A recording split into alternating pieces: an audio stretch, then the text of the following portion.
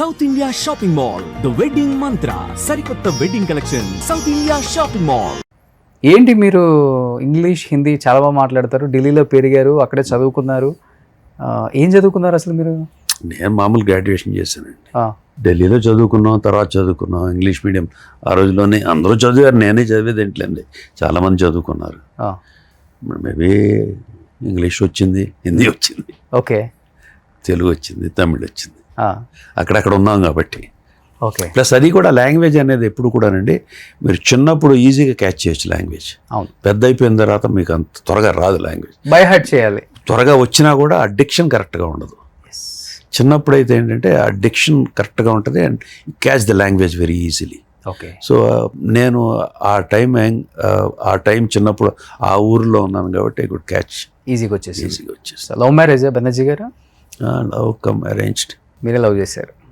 ఇద్దరం తెలిసిన ఫ్యామిలీస్, అందరం బ్రదర్స్, మేము అందరూ తెలిసిన ఫ్యామిలీస్ అందరం. చిన్నప్పటి నుంచి తెలిసిన వాళ్ళు అందరం. ఓకే. సో పెద్ద అయిన తర్వాత పెళ్లి చేసుకుందాం అనుకున్నాం, చేసేసుకున్నారు.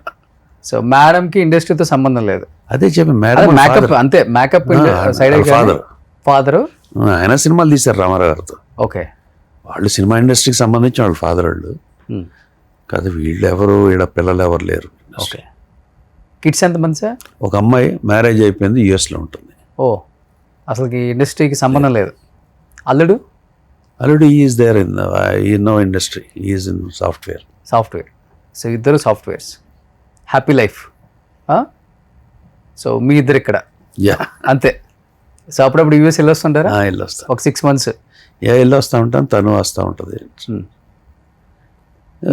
మీ తర్వాత మీ ఫ్యామిలీ నుంచి ఇంకెవరు రాలా ఇండస్ట్రీకి? లేదు, ఇదే బ్రదర్స్, పిల్లలు. మైసూర్ మహారాజా వంశమా రాజ్యాలు ఇవ్వడానికి మన రాజ్యం తర్వాత మన ఎవరు వస్తారు ఉంటారు కదా మన ఇక్కడ. ఎవరు ఇది కాదు, ఎవరైనా ఇంట్రెస్ట్ ఉంటే వస్తారు.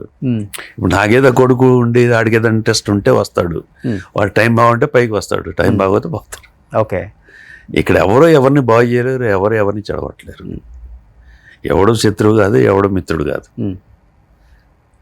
ఎవరు భుజాలను వేసి ముయ్యరు.